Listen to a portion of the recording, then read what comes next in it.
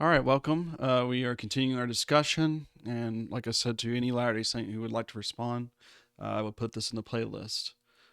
So let's get started. I believe there are internal problems we see in Doctrine and Covenants, and so we're going to see a lot of them put here. So we're going to look at D&C number 2 first. So you can see how this one is the context of the history of Joseph Smith. He was in the house of his father.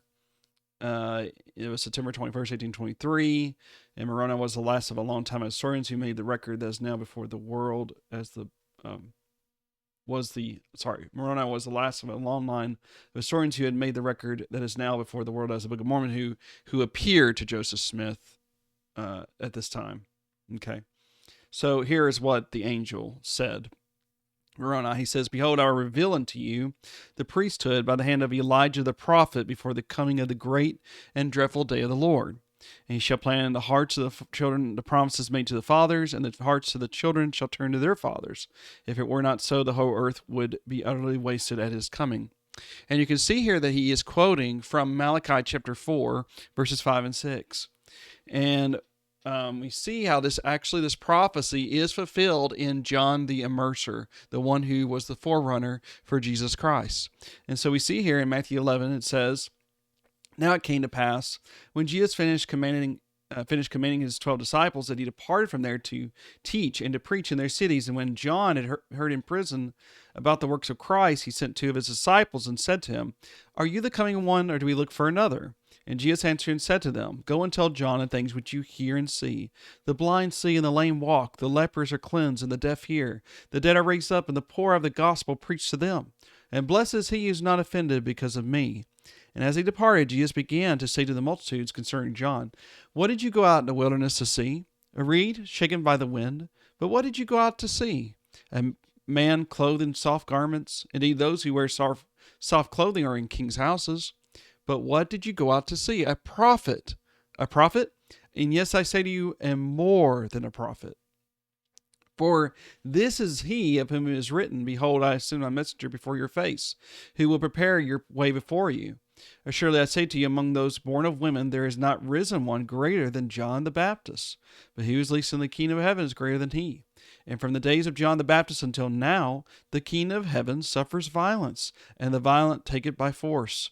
For all the prophets in the law prophesied until John. And if you're willing to receive it, he is Elijah who is to come. He who has ears to hear, let him hear." Now you can clearly see here that he is talking about when he says Elijah the prophet, he's referring to Malachi's prophecy. And in fact, he even quoted Malachi 3 verse 1, as you see there in verse 10. And then if we go even further, in Matthew 17, when they came back out off of the mount of what we call the Mount of Transfiguration, it says, "Now as he came down from the mountain, Jesus commanded them, saying, Tell the vision to no one until the Son of Man is risen from the dead. And his disciples asked him, saying, Why then do the scribes say that Elijah must come first? Jesus answered and said to them, Elijah is coming first and will restore all things. But I say to you that Elijah has come already. And they did not know him, but did to him whatever they wished. Likewise, the Son of Man is also about to suffer at their hands." Then the disciples understood that he spoke to them of John the Baptist. And then if we go to Luke 1, 13 through 17, where we see as a case that John, describing how John is prophesied to be born, it says, "But the angel said to him, Do not be afraid, Zacharias, for your prayer is heard, and your wife Elizabeth will bear you a son. You shall call his name John. You will have joy and gladness, and many will rejoice at his birth. For he will be great in the sight of the Lord, and shall drink neither wine nor strong drink. He will also be filled with the Holy Spirit, even from his mother's womb. And he will turn many of the children of Israel to the Lord their God. He will also go before him in the spirit and power of Elijah." Notice this, Malachi 4, you can see here in verses 5 and 6, "To turn the hearts of the fathers to the children, and the disobedient to the wisdom of the just, to make ready a people prepared for the Lord." So you see here, friends, that Malachi prophesied somewhere in the vicinity of 400 years before Christ. And we see that there's 2 prophecies in which that makes it's going to show whether Malachi is a true prophet or not, right? Because there is a significant timing here, and there's specific details, and we see that they're going to be fulfilled. And we see that it is John the Immerser who comes in the spirit and power of Elijah. I mean, he wears the same kind of clothing. He preaches like Elijah. He has enemies like Elijah did. Elijah had Ahab and Jezebel, and here John the Baptist had Herodias and King Herod. And so we see Jesus says, Elijah has already come. Okay? So why is it the case that this angel Moroni is saying that, there's prophecy in Malachi 4 is going to be fulfilled, when it's already been fulfilled? It was fulfilled a long time ago.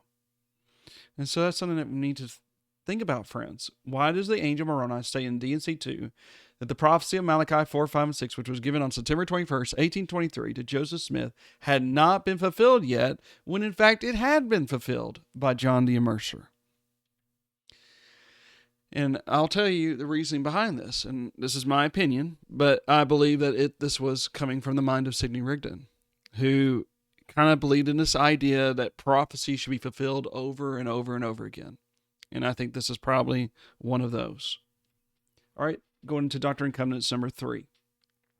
All right, so this is the historical context that surrounds this is Martin Harris. He asked Joseph to take take some of the pages with him to show people, because he was the scribe, and there were several requests, and finally he was able to allow the pages to be shown, but they were evidently, we don't know exactly. We think it has something to do with his wife, Lucy, Martin Harris's wife, that destroyed them.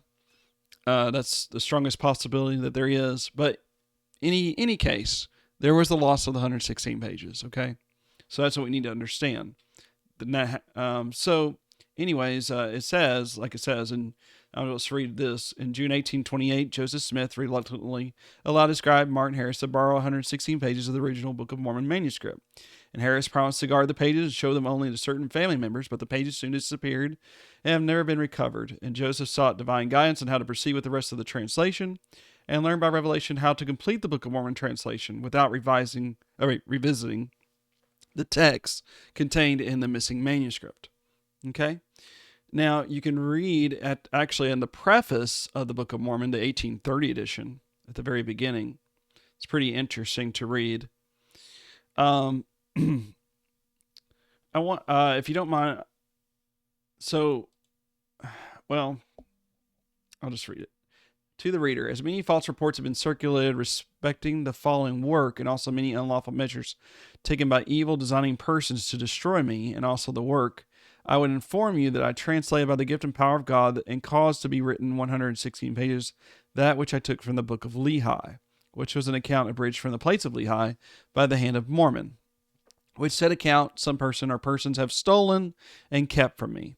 Notwithstanding my utmost exertions to recover it again, and being commanded of the Lord that I should not translate the same over again, for Satan has put it into their hearts to tempt the Lord their God by altering the words that they read contrary from that which I translated and caused to be written. And if I should bring forth the same words again, or in other words, if I should translate the same over again, they would publish that which they had stolen, and Satan would stir up the hearts of this generation, that they might not receive this work. But behold, the Lord said unto me, I will not suffer that Satan shall accomplish his evil design in this thing. Therefore thou shalt translate from the plates of Nephi, until you come to that which you have translated, which ye have retained. And behold, you shall publish it as the record of Nephi. And thus I will confound those who have altered my words. I will not suffer that they shall destroy my work. Yea, I will shew unto them that my wisdom is greater than the cunning of the devil. Wherefore, to be obedient to the commandments of God, I have, through his grace and mercy, accomplished that which he hath commanded me respecting this thing. I would also inform you that the plates of which have been spoken were found in the township of Manchester, Ontario County, New York.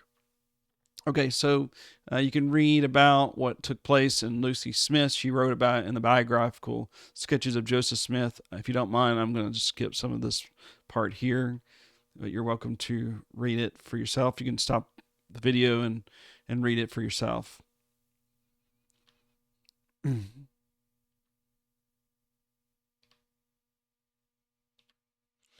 Okay, and so then we get to Doctrine and Covenants 10, which relates to the subject, and it says, "For behold, they, those who stole the manuscript, shall not accomplish their evil designs in lying against those words, but behold, if you should bring forth the same words, they will say that you have lied and that you have pretended to translate, but that you have contradicted yourself." Okay? So, Joseph Smith, he gives 116 pages to Martin Harris. And then the enemies of Joseph Smith, which probably was just Lucy Harris, stole those 116 pages. Now, if Joseph Smith says if you bring forth the same words, if he tries to translate the same words, they will say that you have lied and that you have pretended to translate. Okay? Okay, so now here's an interesting thought that we need to think about. All right, so the enemies have the 116 pages, okay? Now, but behold, if you should bring forth the same words, okay? Well, what's the problem with that? They will say that you have lied and you pretended to translate. Well, what's exactly the problem with that? Because in the Bible, we have a case where people did destroy the scriptures, and then God made allowed there to be another copy made. We find this in Jeremiah 36:20 through 32.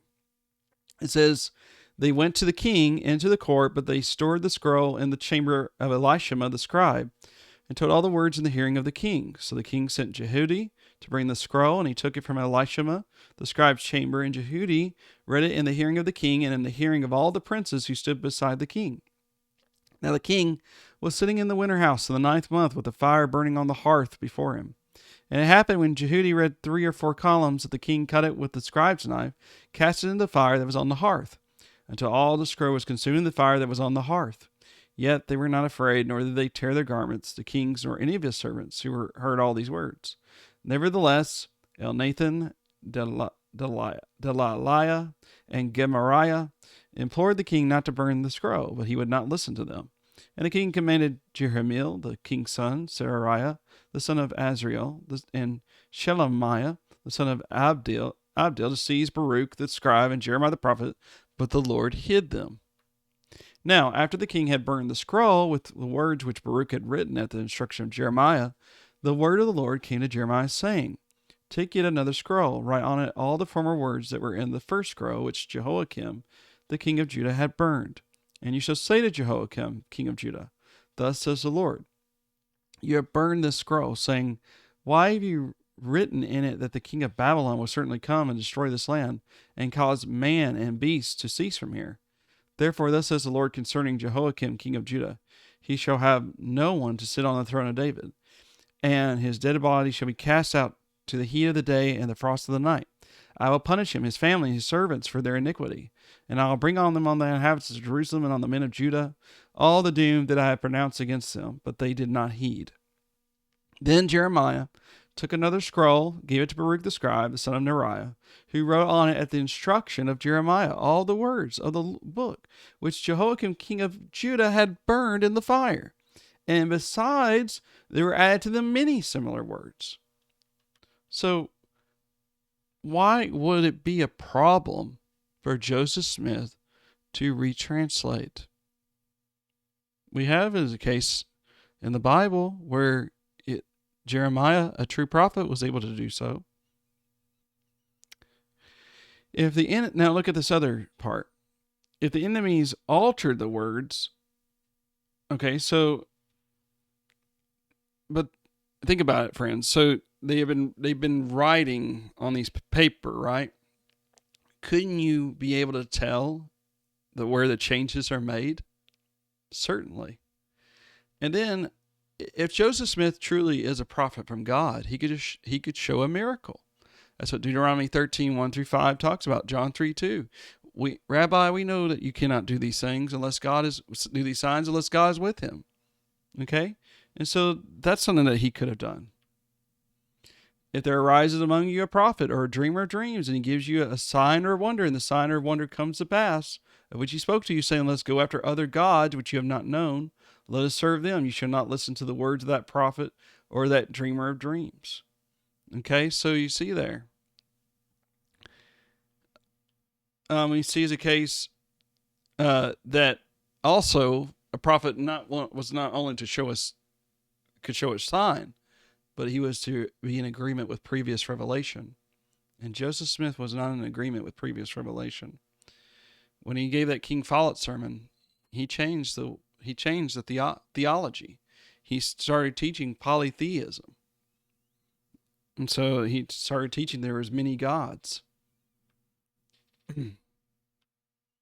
Now, even though Jehoiakim took the scroll and threw it into the fire, the words were reproduced. Jeremiah, being a true prophet of God, was totally capable of reproducing the word of God word for word. And since the LDS God is supposedly the God of the Bible, he and Smith should have had no problem whatsoever in retranslating the words. So why did the LDS God not allow Smith to retranslate the lost manuscript if he was fully capable of doing so in Jeremiah's day? All right, Doctrine and Covenants 7.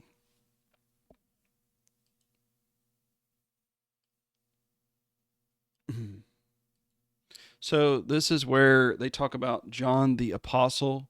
So it says here, when Oliver and Joseph Smith inquired through the Urim and Thummim as to whether John, the beloved disciple, tarried in the flesh, or had died. The Revelation is a translated version of the record made on parchment by John and hidden up by himself. So it says, and the Lord said unto me, John, my beloved, what desirest thou? For if you shall ask what you will, it shall be granted unto you. And I said unto him, Lord, give unto me this power over death, that I may live and bring souls unto thee. And the Lord said unto me, Very verily I say unto thee, because thou desirest that this thou shalt tarry until I come in my glory, and shall prophesy before nations, kindreds, tongues, and people. For this cause the Lord said unto Peter, If I will that he tarry till I come, what is that to thee? For he desired of me that he might bring souls unto me, but thou desirest that thou mightest speedily come unto me in my kingdom. So you can see there, that is my own showing the references where these come from in the Bible. I say unto thee, Peter, this was a good desire, but my beloved has desired that he might do more, or a greater work yet among men than what he has before done. Yea, he has undertaken a greater work. Therefore I will make him a flaming fire and a ministering spirit angel. He shall minister for those who shall be heirs of salvation, who dwell on the earth. I'll make thee the minister for him and for thy brother James.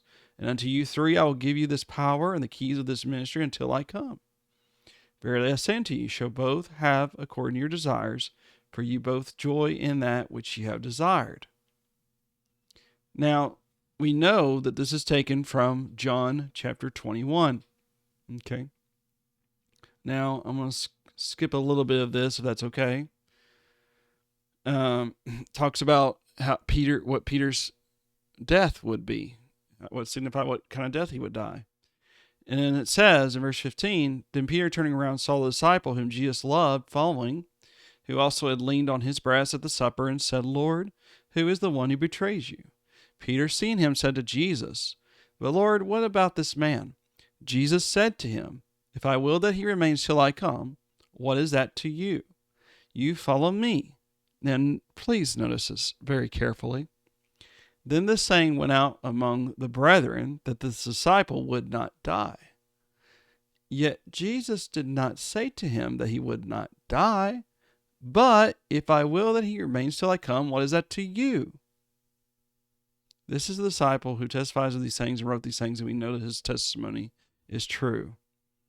Now, I'm just going to mention what Leon Morris, I thought he did a good job of making a comment about this.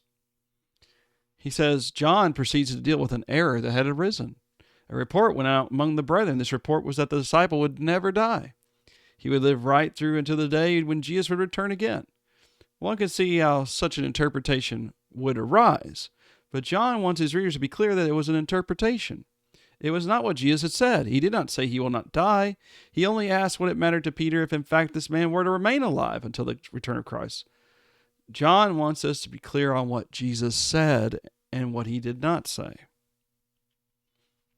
Now, if you go to the Keys of the Priesthood and go to their manual, lesson 2, we learn about the keys of the priesthood.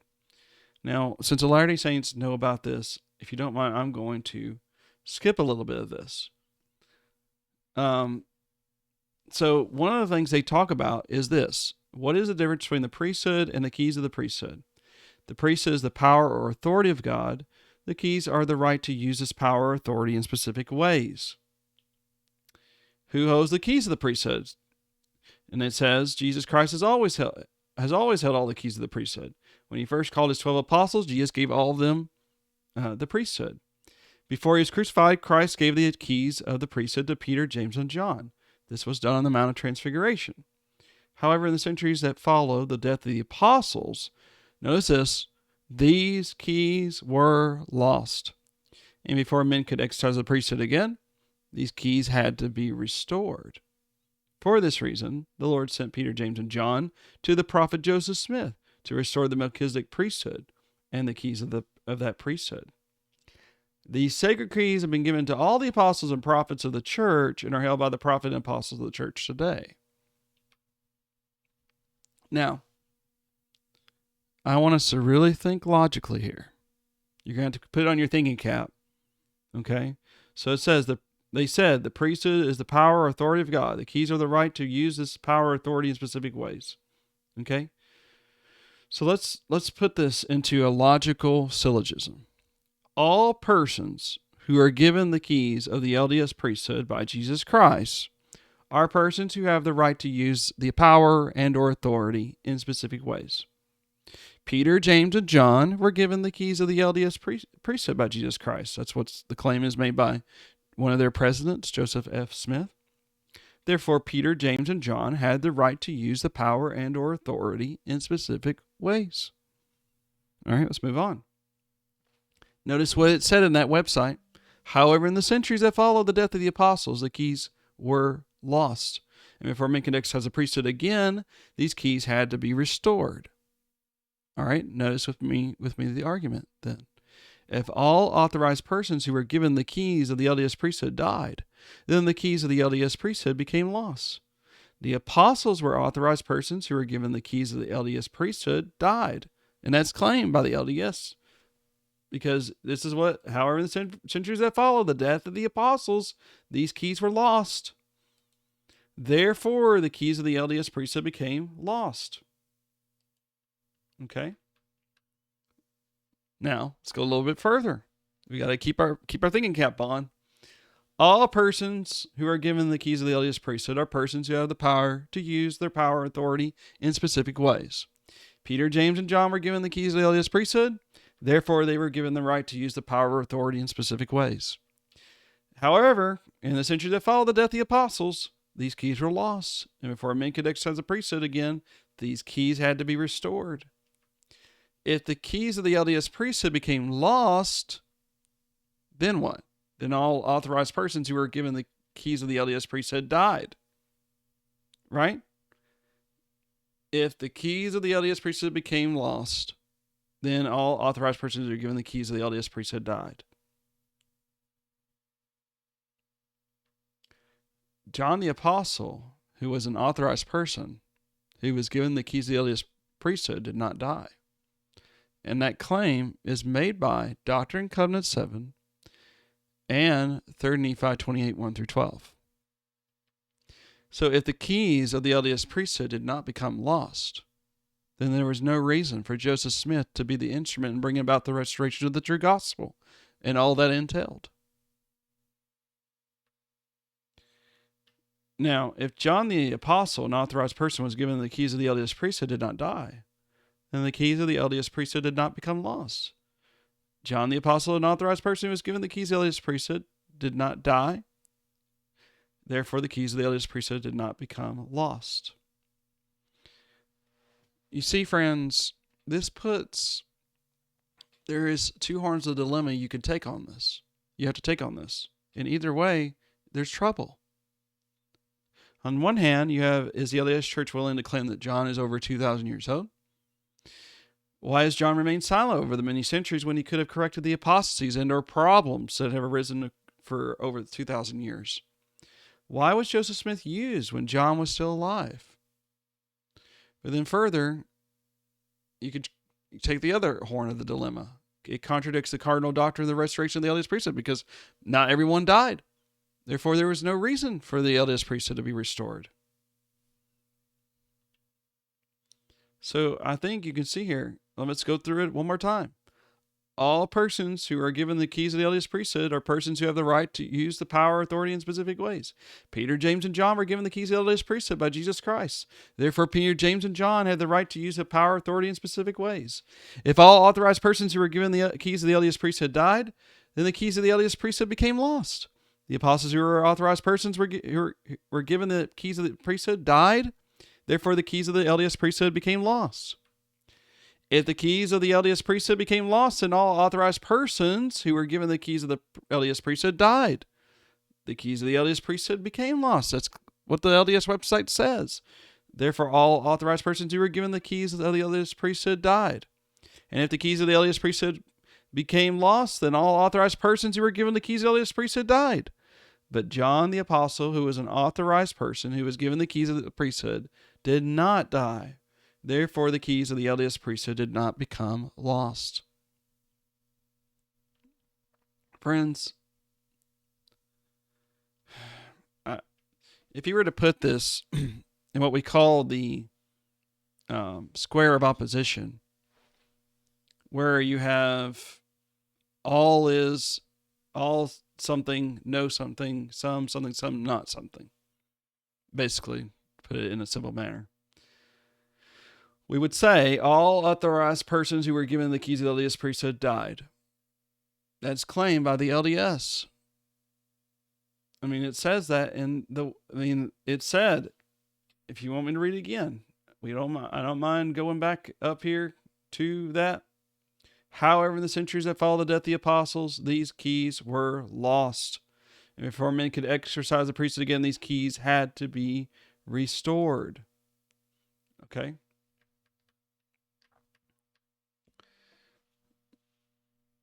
So, and then there's no authorized persons who were given the keys of the LDS priesthood died. Some authorized persons who were given the keys of the LDS priesthood died. Some authorized persons who were given the keys of the LDS priesthood did not die.